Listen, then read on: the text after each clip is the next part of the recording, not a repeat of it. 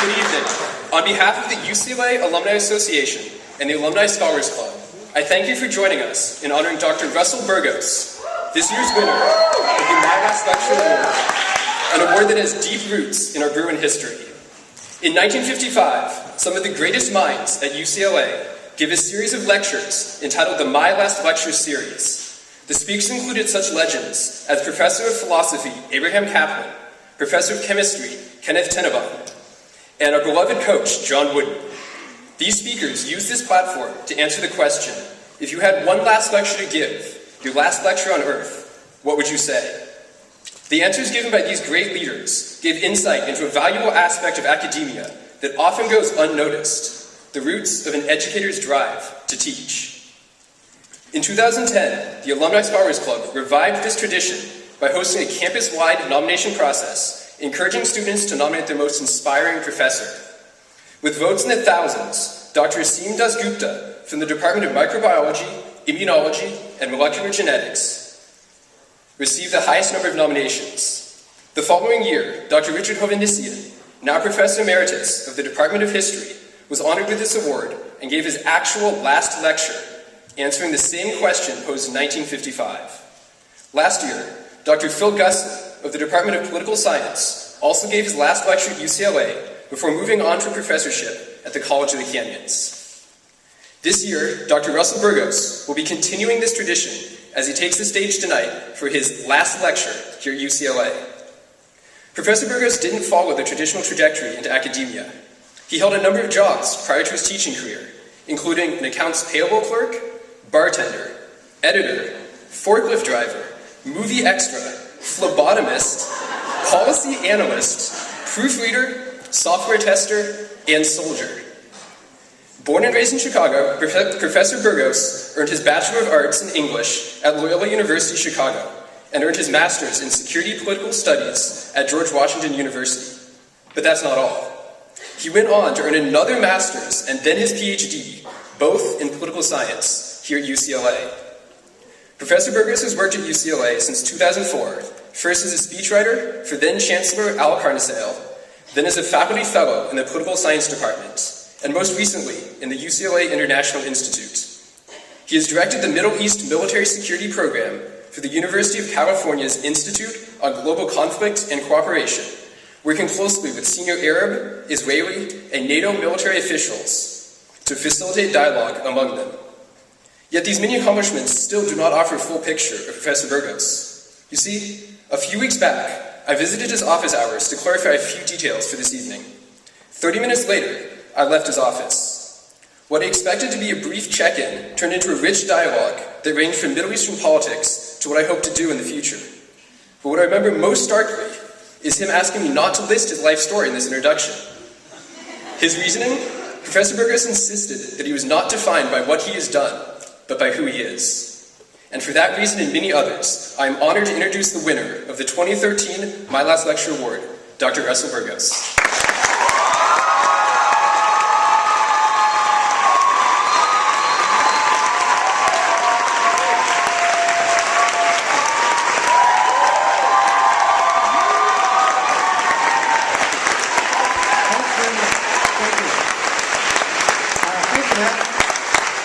I want to thank all of you, the students who cast a vote, the Alumni Scholars Club, the Alumni Association. It's been a real privilege for me these past few years to have an opportunity to teach undergraduates here at UCLA. And when I found out that I was going to receive this award and I was sort of told what the expectations were, frankly, I had no idea what to do and what to talk about, because the task itself is very modest. Be intellectual, be academic, be rigorous, but also be life-affirming and inspiring, and try not to take too much time. So the title of my talk tonight is Hicks Towtruck. And what that means is, here there be dragons. On the maps of the early European explorers, although this is largely an apocryphal tale, if they didn't know what landmass or what ocean or what mountains were someplace. They would simply say, well, there's some dragons there, so don't go. And what the dragons represented, in a sense, is the limit of what we know, the edge of where we are and where we're comfortable. I teach in global studies, and globalization can mean a lot of things to a lot of different people. But as a subject of scholarship, it challenges us to go beyond what it is we know and to think about what might lie beyond. I was sitting at the counter at Mels Diner on Ventura Boulevard the other day, and sketching up on a little reading. And this vaguely shabby-looking fellow kind of slid into a seat about arm's length away and was flipping through the jukebox selections there on the counter. The waiter came and took my order and looked at this gent and said, I'll be with you in a minute. And then promptly disappeared into the kitchen. And the guy leaned over and he said, I hate it when they do that.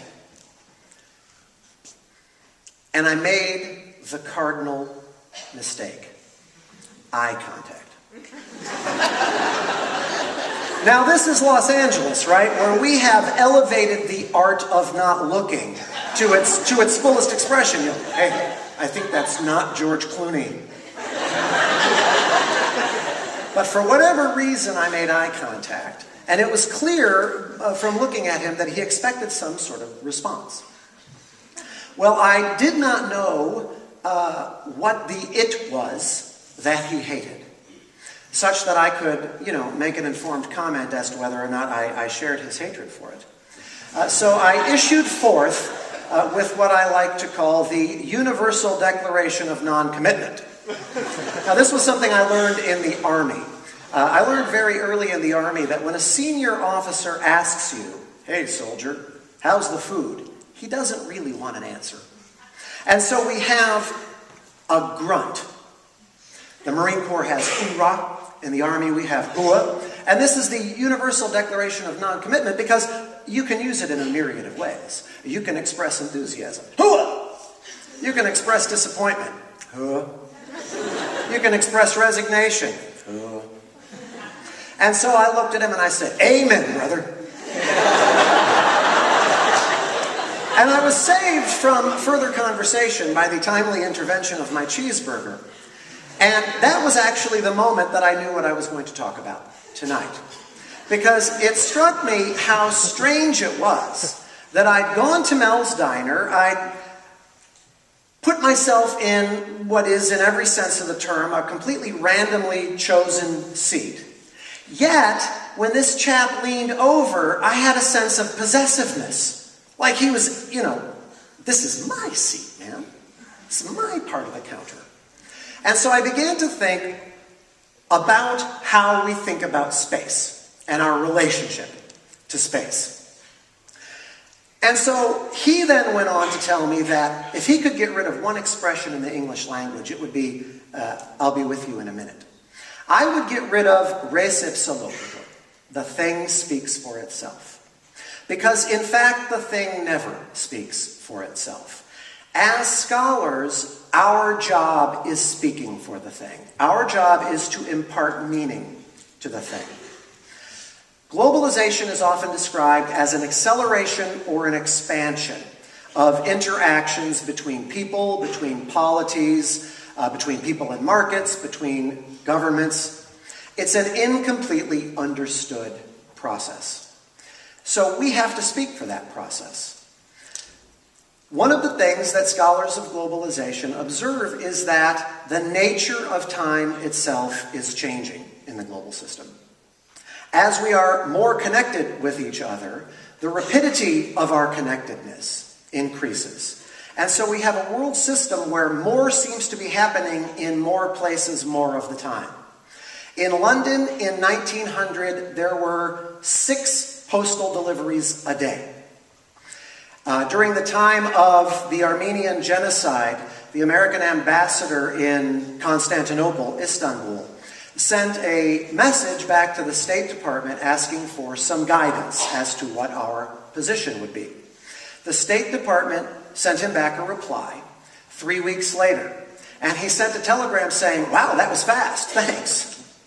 Today, it's my experience, as it is the experience of most professors, that students send you an email, and then 20 minutes later they send you an email asking if you got the email, and then 15 minutes later send you an email saying that they weren't sure that you got the email asking, "Did I get the email?" So I just thought I would follow up on the email. Sort of not recognizing that I'd like to think about the answer before I tell you what it is. But this is endemic in a global system today. But time is important. Time orders change. Time is like a border on a map. It structures how we interact with each other. It structures how we interact with space. And so as a result, we measure social life in terms of gain and loss demarcated by time. At the end of the quarter, right, you got a grade. You earned that grade over the preceding 10 weeks. The significance of the grade lies in part in the completion of a cycle of time. So time really is a map.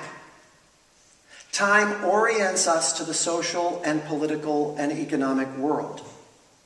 And so I'm going to talk some today about maps and the nature of maps and the nature of our relationship to maps. John Maynard Keynes famously said that even the most practical man of affairs is in thrall to some long-dead economist. I'm going to suggest that you and I are in thrall to some long-dead cartographers. We've allowed cartographers of all kinds to define where it is we are, where it is we can conceive of ourselves going, and what the rules are and the time span for getting there. What we have essentially is what the scholar Yale Ferguson calls mental maps, or lines inside of our head. So if globalization is eroding and changing the nature of borders in the political world, in the economic world, it seems to me reasonable that we should allow them to be reflected in change in the borders inside our heads. So what's a border? We live in a highly bordered world. A bordered system is a system defined by separation and autonomy. My chair and that guy's chair. The US border, the Mexican border. A borderless system would not necessarily be defined by the absence of separation and autonomy, but a change in the significance of separation and autonomy. It's not necessarily an integration of the global system in either human or political or economic terms, but it is an intermixing that would be defined by the contingencies of the choices we make. It's interdependence on steroids. The real impact of this task that nation states set themselves to differentiate and to claim and contest space was to create what Yale Ferguson calls a real estate vision of history. It was borders in which we would organize our economic activity. It was borders in which we would define our political rights. And borders still play that role. I would like to suggest that we have inherited from the scholars before us a spatial relationship, not only to politics, not only to economics, but I'll suggest in a couple of minutes we've internalized a spatial relationship to learning itself. I would like to suggest that what global studies is about, what the study of globalization is about, is a real estate occupancy view of the world. What space am I on? What space am I going to? And what is the significance of that space for me as a person? Globalization has the effect of undermining and invalidating, yet simultaneously reinforcing and revitalizing the separation of people, of cultures, of identities. I'm going to limit my focus in the remainder of my talk largely to the questions of identity and nationhood. How do we know who we are where we are? How is it that I know I'm an American and not a German? How is it that I know I'm an American and not a Native American? We have a particular relationship to space. We talk about securing the border, the problem of undocumented migration. These are stories. They're narratives. They're fictions, even if they're true, because they help us construct that mental map in our head. Think about the number of stories you tell yourself about yourself every day. You wake up, you tell yourself a story. I'm running late. I'm ahead of time. I feel like sleeping in. Stories are aggregated all the way up to the political level and the international level. This doesn't mean that politics is a lie. This doesn't mean that politics is untrue. It means that it is what we who are social constructionists call a construct. It's a deliberately structured, ordered set of facts and inferences and conclusions that allow us to make sense of the world around us, that allow us to make sense of the problems we're trying to solve. How do those stories validate and challenge the claims of peoples to space and place? The dissolution of Yugoslavia in the 1990s prompted a contest among rival groups, alternate claims to ownership of space. In West Bank, we have two discrete narratives over who is affirmatively entitled to claim ownership of that space. What globalization does in part, or can do in certain parts of the world, is decouple us from those stories. Decouple us from place and from space. And that can be a scary thing, right? Because students will come and they will say, well, I don't know what I should do next. Or I don't know if I should go to graduate school or law school. What you're trying to do essentially is understand the unknown world beyond the map that is familiar to you, right? And there be dragons. So graduation becomes a very scary thing, right? Because on the other side of this border, on the other side of the line that demarcates the campus of UCLA is the real world. Now, you transit that border every day. I mean, you're going out into the real world every day. But the narrative, the story that you're telling yourself about the real world is different, right? You're going into the village to a bar, or you're going to a party, or you're going to work. Now you're going to life. And life is a terrible thing, which is why the smart ones in the audience will immediately move back home with their parents. Where life is familiar, and you know the stories. In 1904, a British Army officer named C.E. Caldwell wrote what is really the first treatment of guerrilla warfare among modern European armies. And in it, he included a discussion of the 3-year-long Second Anglo-Afghan War, which had ended in 1881. And he wrote something very instructive, and so I'm just going to read it to you. Caldwell wrote, "Kabul was occupied by the British early in the campaign," which sounds familiar. "But its occupation proved merely the start and not the end. The country was in a state of suppressed anarchy. The tribes scarcely acknowledged the emir to be their king. And when Kabul fell and the government ceased to exist, the people didn't care at all. But they bitterly resented the insult to their nation and to their faith, which the presence of British troops in the heart of their home represented." And I find this very interesting because we, of course, made the same mistake in November of 2001. We have a particular understanding of how an individual is situated in relation to a government and a nation state and a capital city. And so we assumed that by chasing the Taliban government out of Kabul, we had essentially liberated the Afghanis, right? They would now have a different kind of relationship to Kabul and therefore a different kind of relationship to the space upon which Afghanistan sits. But we got it wrong. They did not understand the lines on the map to mean the same thing that we did. The lines that mattered to them were lines of kin and tribe and clan and faith. And the only reason that they fought for Afghanistan was not to fight for Afghanistan, but to fight for the space in which they had drawn the lines that mattered to them. And so we make, in 2001, the same mistake that the British make in 1881. But this is because globalization is not a new phenomenon. There have been many, many globalizations in world history. And so I would suggest to you that one thing we need to do is think about the significance of space. Kabul and Afghanistan as a nation state only mattered to a Ghazi tribesman in 1881 in relation to the presence of an outsider. And that's actually why we value borders so much.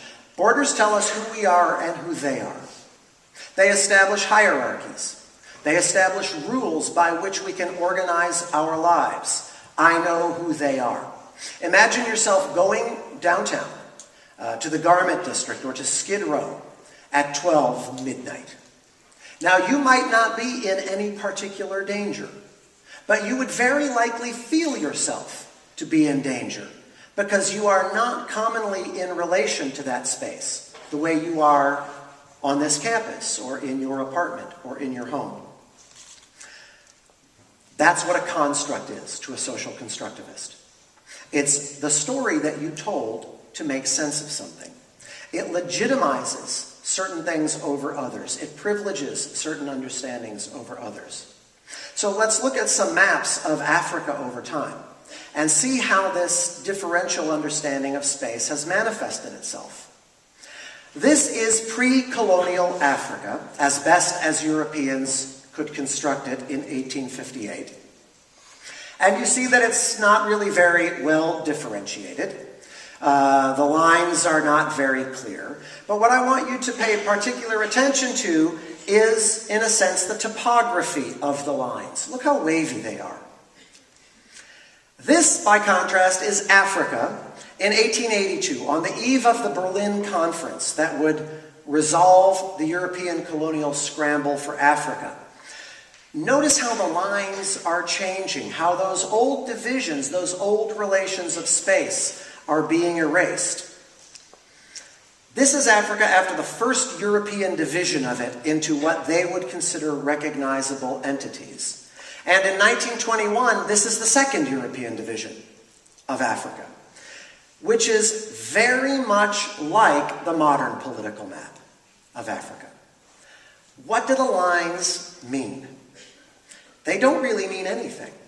In 1894 and 1895, the great powers met in Berlin to delineate the territories that they would claim. And the arbitrariness of the delineation is reflected in the lines. Nature does not create straight lines. Rulers do. Not monarch rulers, those wooden things, which is essentially what they did. They took the vague outlines of the continent and they said, okay, you get this and I get that. And if you don't believe me, look at the map of the Middle East and tell me that Jordan's borders are not unusually linear. The Bakongo, from whom we get the word Congo, though they had lived in Africa since ancient times, were now the citizens of 4 new nation states. Approximately 1,000 tribes and tribal groupings were rearranged into about 50 nation states that bore no resemblance whatsoever to the relationship they had to space.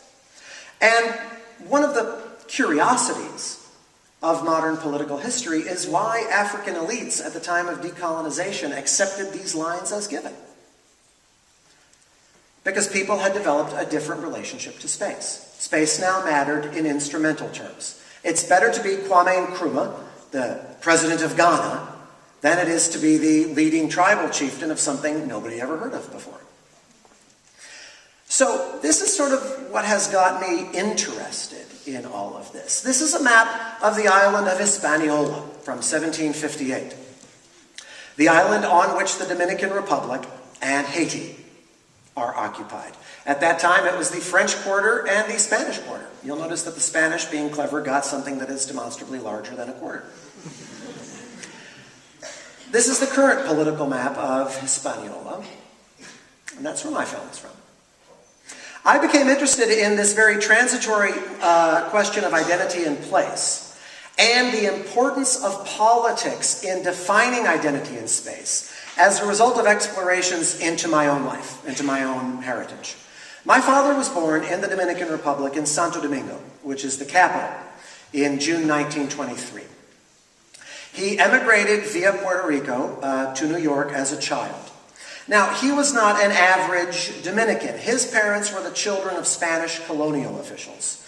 They were Dominicans by birth, but Spaniards by politics, but Basque and Gallego by culture. The Basques and the Gallegos, Galicians, are autonomous groups in Spain that lost their rights to autonomy, to their own identity, by having picked the wrong side against Queen Isabella II in the Second Carlist War. So that's an example of just how politics can redefine the story you tell yourself. You're not who you thought you were. Now you are a Spaniard, simply by virtue of an exogenous shock in the system.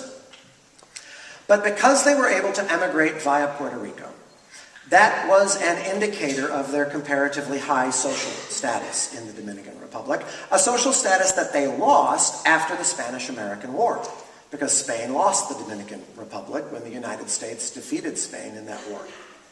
My grandfather lived at 109 West 113th Street in Manhattan, which is just north of Central Park, at the confluence of what was then called Negro Harlem, what was then called Spanish Harlem, and Morningside Heights, which is where Columbia University is located. And this always struck me as being absolutely perfect, because they lived no place, but they lived every place.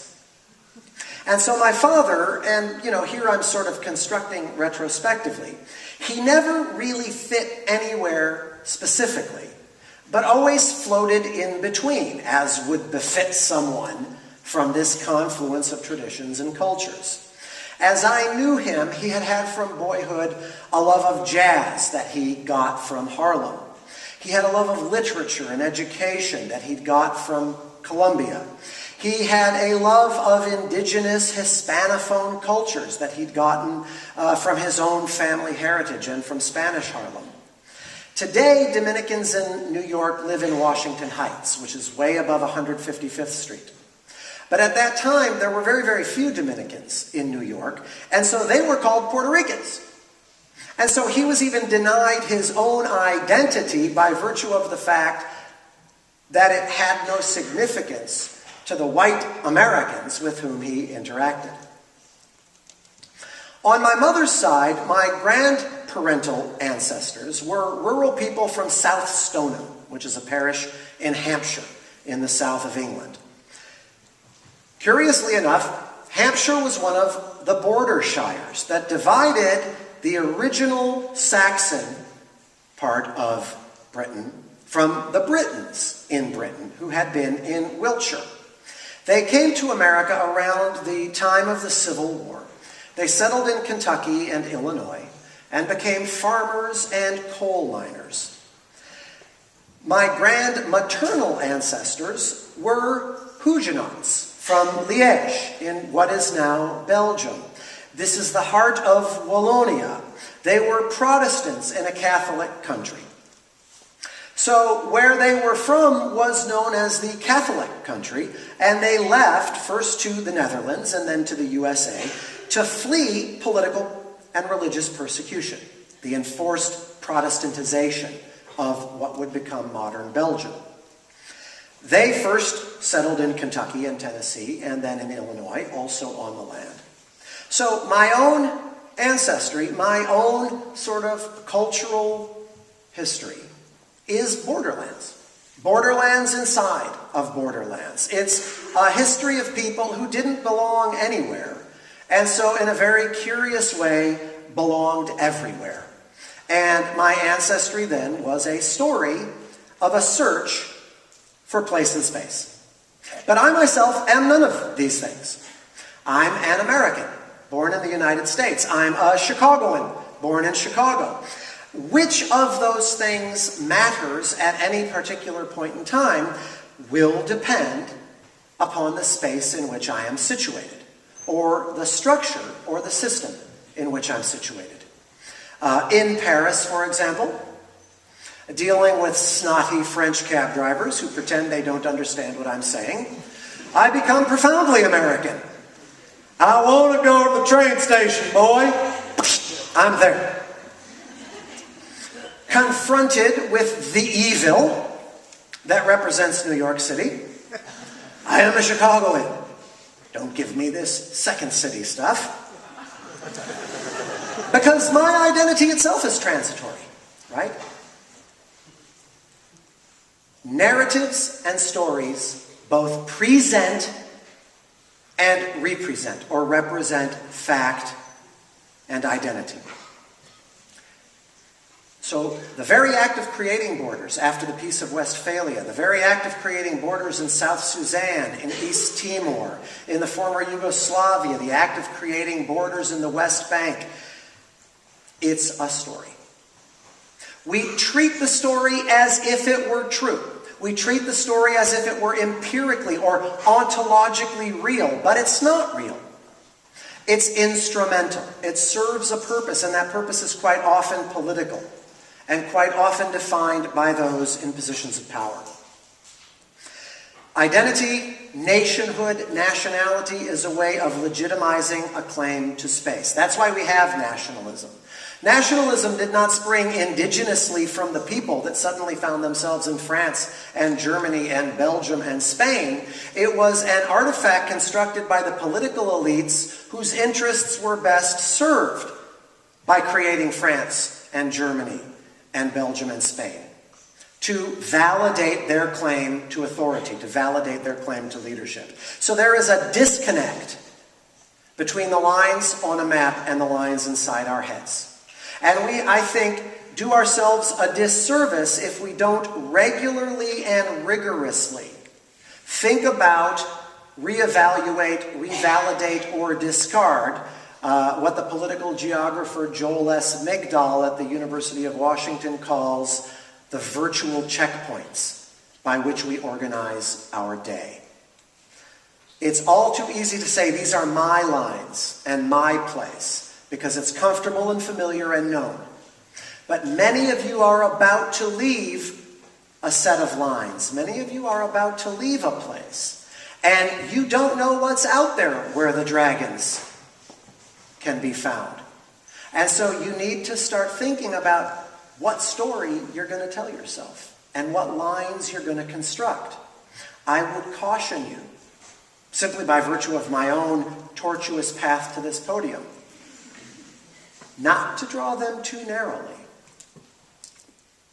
The road to salvation, says the Katha Upanishad, is narrow and as difficult to walk as the edge of a straight razor. But there might be a lot of straight razors out there whose edges you can walk upon if you open yourself to the possibility of differences in lines. This is the map of Kurdistan that was submitted to the League of Nations by the Kurdish delegation in 1921 and submitted again to the United Nations in 1945 when the Kurds were claiming the right to national self-determination. It has been described, harshly but accurately, as a non-map of a non-people. Because strictly speaking, the Kurds do not exist. If by exist, we mean a people that occupies a space that is bordered by defined lines. This is a CIA map of Kurdistan. Now, the CIA, for many, many years, was not allowed to use the term Kurdistan. So you see that what they had was Kurdish inhabited areas. There are 650,000 Kurds in Germany, 120,000 Kurds in France, 20,000 Kurds in the USA, 10,000 Kurds in Denmark. Does that mean that Germany, France, the USA, and Denmark are Kurdistan? Because they are Kurdish inhabited areas? A key part of the globalization challenge is to ask whether or not the lines inside our heads correspond to the lines we draw on a map. This is why I have to say, I sometimes get pessimistic about the prospects for the Arab-Israeli peace process, or more accurately, the Arab-Palestinian peace process. And it's not because of religion, and it's not because of a history of conflict. It's because of stories. The Palestinians have a specific narrative about Palestine. And the story really begins in 1948 with al-Nakba, but they legitimize the story by claiming authenticity that goes back to biblical times. The Israelis have a story about the land that starts not in 1948, but in 1939, or perhaps 1935 with passage of the Nuremberg Laws. But they legitimize that story by drawing on biblical tradition and biblical lore. The problem today, I think, is that those two stories, which on their face would seem to be fundamentally incompatible, have been poisoned by the politics of the last 70-odd years. The stories are now so completely disjoint, so completely unlike in every respect, that, again, though I hate to say it because I'm a believer in the peace process, I sometimes despair of there being any resolution to the rival claims other than the traditional one, which is conquest of one group by another. Because I simply don't see that there is an overlap. The lines inside people's heads, in essence, have been drawn in the fattest Sharpie you can find. And to surrender those lines is anathema, because particularly from the point of view of the Palestinians, who are, like the Kurds, a non-people with a non-map, the lines that they've drawn are all they have. So if I was wrong about those lines, what else might I be wrong about? Cognitive dissonance is a terrible, terrible thing. The brothers who were the Boston Marathon bombers, they were in the United States of America for some period of time, but they were not of the United States of America. The immigrant narrative that we tell, that we take, legitimate pride in, it didn't work. They didn't melt. They felt placeless. The elder brother apparently had a tweet or a Facebook update at one point at which he said, "I just don't get these people." He could not make a place for himself in the American space. And so we see what the outcome was. So what globalization often does, it is said, is construct a process of deterritorialization, taking things like pan-Islam or global Christendom and abstracting them from space. I think it's probably more accurate to say despatialization, because we are still oriented to territory. What globalization does, I think, is redefine the substance and the significance of space and place. But in many parts of the world, especially the global south, space, place, territory are key elements in identity, because often it's all you have. So there is simultaneously a re-territorialization underway, which is why South Sudan wanted its own nation state. Palestinians, like the Kurds, are both stateless and placeless. I have often had quite keenly involved Palestinian American students, very, very involved in questions of Palestinian identity and statehood. And I've said, from my own perspective, and of course it's very easy for me to have this perspective, right? I mean, look at, how I'm situated. They're still fighting a 19th century battle in the 21st century.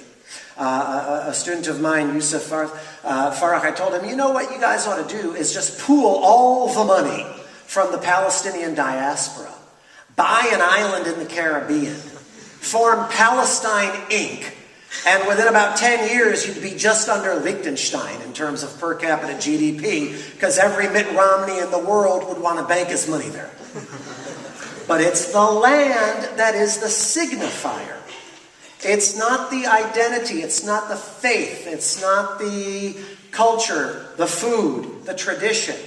Without the land, we can't be Palestinians. And this is not unique to the Palestinians. Russell Mears, who is an elder among the Lakota Sioux, and who has been for decades a very aggressive proponent of Lakota language education for young Sioux children, has argued that Without the Lakota language, the Lakota people cease to exist. No language, no nation.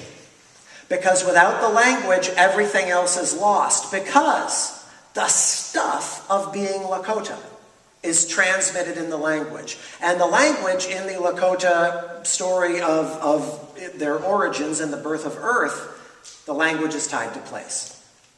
Language helps us make sense of things. That's why if I started speaking a language that you didn't speak right now, you would wonder, what the hell is he doing? You wouldn't be surprised because you know me, but you'd still be wondering. The French cartographer Julien Boussac wrote this phenomenal map of the West Bank. This is what the West Bank would look like if Israel and Jordan were the ocean. It would be an archipelago. It would be like Indonesia or the Philippines. And this is the point that Palestinians so often make. They make it at the Arab League. They make it at the United Nations. Where's the nation state there? Where's the geographical contiguity? Where are the defensible borders? Where's the clearly delineated line on the map? Because, of course, for a Palestinian in West Bank, to go from this island to this island is to pass through another nation state, an adversarial nation state, a hostile group, a hostile identity. And to have to submit to the humiliations of checkpoints and searches, and ultimately to run the risk of being denied access to your own land. The peace process would require a resolution of these competing stories of place and space. But as long as both sides remain wedded to a real estate view of history, rather than a real estate occupancy view of history, I don't see that there's a resolution. In medieval Europe, there was no dominant form of political organization. The nation state was a European solution for a European problem. It was two-dimensional on a Cartesian plane. And so everybody that values the nation state, everyone who is a nationalist, is a flat earther. You're still thinking about the world in terms of 2 points on a map where two countries meet. And that's us and that's them. In globalization, we want you to start thinking in 3 or perhaps even 4-dimensional space. Right? Because we live 3- and 4-dimensional lives. And a map is much too constricting for that. Because a map has always been a shadow of a representation of space. And it's not always places like the West Bank that you might think of. Not always contested regions. This Flensburg, northernmost city in Germany. It's a port on the Baltic. This would seem like a fairly innocuous place. But debates over this part of Germany, Schleswig-Holstein, have raged in the region since the 17th century. Tacitus and the Venerable Bede claimed that the Angles came from here, from which we get England. Danish historians for centuries denied and claimed that it was Scandinavians. German historians in the 19th century said, no, that's ridiculous. These are obviously Germans. This is the origin of the Utes, the Germans, the Frisians, the Danes. There were Saxons, Slavs. There's a town, Hedeby, that was typically regarded as a Viking town, but was actually a Germano-Slav town before it was a Viking place. Yet, this mix of identity and rival narratives created what was widely viewed in the European balance of power of the 19th century as one of the 2 most likely flashpoints that would start a general European war. Schleswig-Holstein and the Balkans were each held to be equally dangerous to the European balance of power. And this went on all the way to the end of the Second World War, as one ethno-linguistic group or another would claim ownership of this land. It has been subject to repeated political organization and reorganization from the outside. In 1947, the Danes had a chance to reassert their cultural hegemony, but they rejected it. They said, nah, we'll leave it alone. Yet in 2003, a far-right party, the Dansk Folkeparti, campaigned successfully on a platform that said all of Denmark for the Danes. But this was a response to waves of non-European immigration. And so Danes, as in fact I was talking about in class today, many of whom are very affirmatively pro-asylum and pro-immigration, find themselves in the uncomfortable position of repeating a debate that we've had in the United States since the very first waves of immigration. What is a Dane? Do you have to know the history? Do you have to know the language? Do you have to accept the culture? What happens when your country becomes defined by the presence in place of people who do not share that space in religious terms, in identity terms, in linguistic terms? Globalization gives us an opportunity to reborder these lines. Admittedly, it imposes constraints. Security discourses, for example, the post-9/11 security discourse about borders, which really is a way of asking how much them are we willing to tolerate. The late James Rosenau from George Washington University, who in many respects was one of the founding fathers of the study of globalization, coined the term Frag migration. This portmanteau that meant the world is simultaneously fragmenting and being reintegrated. But the reintegration is happening by forces often beyond our understanding and often beyond our control. We, the Europeans, created the nation-state system and the global politics that resulted from it because European elites needed to solve the problem of the manifest political and strategic instability on the European mainland. Because there are no naturally defensible borders in Europe from the English Channel all the way to the Ural Mountains. So we'll set up these things called nation-states, and we'll all recognize them, and we'll accept them as legitimate, and that will solve the problem, and it did. But in sub-Saharan Africa, on the Indian subcontinent, in Southeast Asia, in Oceania, they don't have that problem. So why do we assume, as an article of faith, that the nation-state system is the most appropriate means of resolving the challenges they face? We're seeing the construction of transnational identities via the internet. We're seeing economic and social life become unbounded by place, and that is Frag migration. Consider Guantanamo Bay and the prison there. Do we use Guantanamo Bay because it was available to us, because we conquered it during the Spanish-American War? Or are we using it for the purposes of interrogation and torture because it's not here? And we don't do that kind of thing here. But Guantanamo has been deterritorialized. It's not here, so the rules of here, the norms of here, do not obtain. Our lives are spent defining, delineating, demanding, and defending space and place. Those demands take the form of narratives that tell us where to go. Fortunately, we Americans are not especially good at this. We're not especially well attuned to the map of the world. This is some results of the 2006 National Geographic Geography Knowledge Quiz among Americans aged 18 to 24. Now, you see, the good news is that 94% of Americans aged 18 to 24 could find America on a map.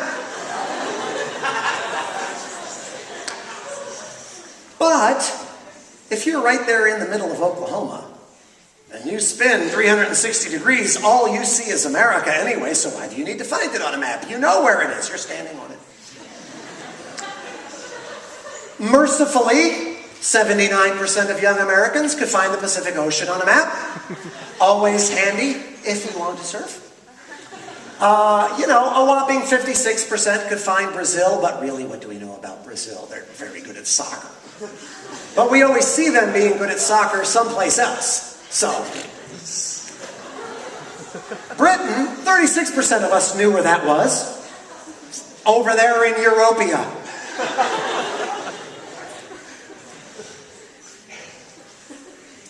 I don't blame them, though. It's our fault. It's our fault because we're not very good teachers, I'm afraid. I'm not a very good teacher, I'm afraid. I have neither the time nor the opportunity to do what I think my job really is. We have taught you within the limits of borders. Our education system is highly bordered. We have North and South Campus. And that place is just full of weirdos. Totally them. We have the school of this and the department of that. And what that does, I regret to say, is compartmentalize knowledge. There is the stuff of the microbiology major. And it's quite different from the stuff of the English major. Global Studies has tried, with varying degrees of success, I think, to break some of those borders down. As in the case of national borders, there are very, very good administrative and bureaucratic reasons to have institutional borders in a university. It tells professors how they will become promoted, what the expectations are of their field and subfield. It tells them what political science knowledge is versus what microbiology knowledge is. And it's okay as far as it goes. But what I do love about global studies is that a microbiology student can find a piece of it to own, can find a way to break that border down, to turn that hard line on the map into a borderland, into a zone of transition. Because even microbiology, even mathematics is still storytelling. So where are the lines inside your head?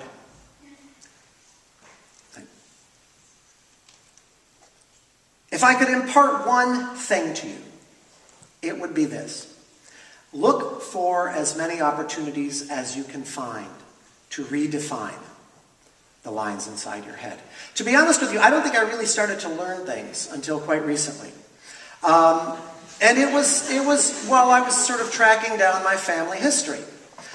And it began to really lead me to think about some things that I'd taken for granted. During the first year of the occupation of Iraq, I quite often had to go to Baghdad, to the Coalition Provisional Authority, for one meeting or another, and it was a room like this, and of course, all the puny captains and lieutenants, we were pressed up against the back of the wall, and all the big bosses were saying very, very important things. And one of the things that they kept talking about was how the United States was committed to the territorial integrity of Iraq. And now, retrospectively, I wonder why that was. I mean, I get it, I guess, in sort of strategic terms. But everyone recognizes that the borders of Iraq were drawn in 1921 to suit the needs of the British and the French. Bore no resemblance to the way Arab Sunni, Arab Shi'i, and the Kurds had sort of differentiated themselves and sorted themselves out. We were knocking the country off anyway. So why not reinvent the wheel? But no, it was almost as if we couldn't give up the idea that the lines on the map defined Iraq. Well, that's where it is. It says so. The CIA gave me this map. It must be true. What I love about global studies is that you are not only encouraged, but expected to go beyond the lines on the map. That doesn't mean that you can't know the map. I hate this expression, think outside the box. Think outside the box is only useful if you know where the box is. And you know what it looks like. Is it a hat box? A cracker box? A shoe box? Is it a batter's box? It's been my great fortune this year to work with one of your colleagues. And she, in many respects, is, to me, the physical embodiment of the Global Studies program. So, Catherine, stand up and let people scoff at you for a moment if you will.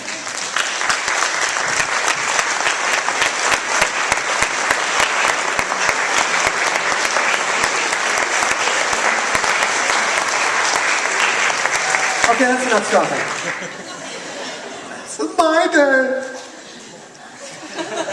Catherine's been working on a project in the domain of non-traditional security studies. And she's been working on a very, very important question, particularly with respect to sub-Saharan Africa. And that's the question of the demobilization and demilitarization of irregular combatants.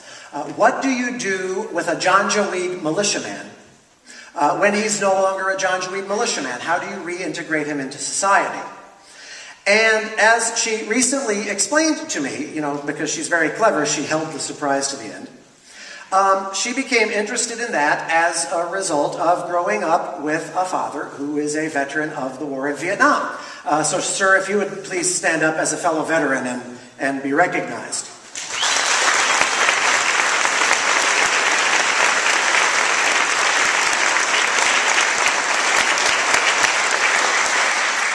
Shortly before coming to office hours recently, she'd had an opportunity to meet an individual at the film school who was working on a project about the reintegration of veterans from Afghanistan. And so, she became enthusiastic about that, and as we were talking, it occurred to me that there is a veterans' memoir literature. There's a very famous story, for example, by Ernest Hemingway called Soldier's Home, about a young man from Oak Park, Illinois, but it's got a different name, who comes back from World War I much later than everybody else because he's been in the Army of Occupation in the Rhineland. And it's about the difficulties that he has in reintegrating, because everyone's already heard the war stories. Everyone has moved on. This is now the Roaring '20s. And as we talked, all of a sudden it occurred to me, this is not a global studies thesis anymore. This is a PhD dissertation.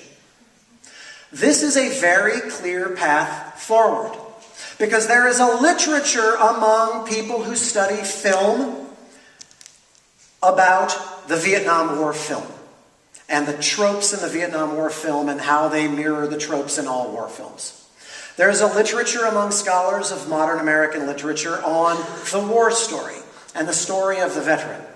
There's a policy literature and a political science literature on these demobilization programs, which are very, very important.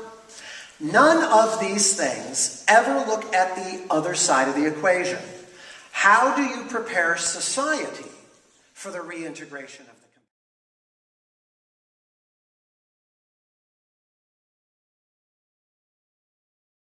community? Because we like to use Latin words, a lacuna in the literature. And all of a sudden, the project that she's been working on, simply to complete a bachelor's degree in global studies, holds out the possibility of giving her a career as a scholar. Because it's a very, very important question, and a question that has not been asked before, but it's one that's crying out for an answer.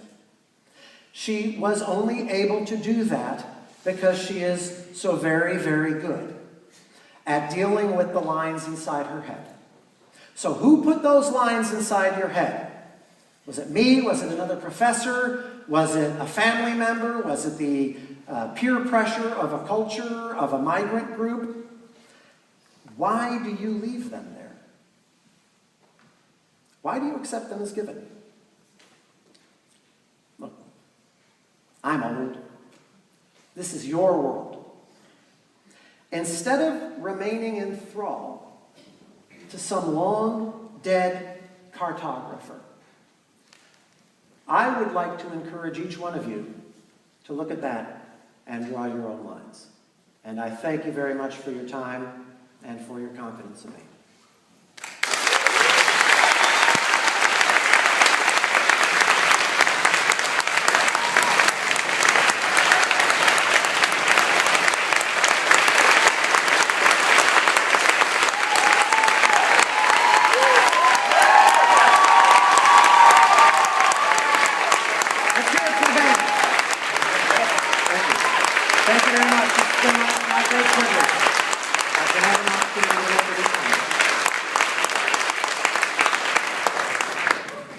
Thank you, Matt.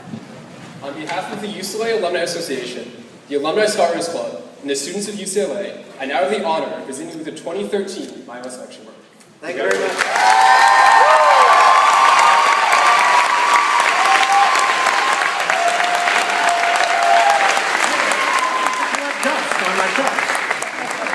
Thanks again, everybody. Obviously, this is literally not my last lecture.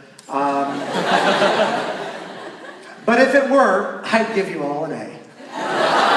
Good night. Thanks again.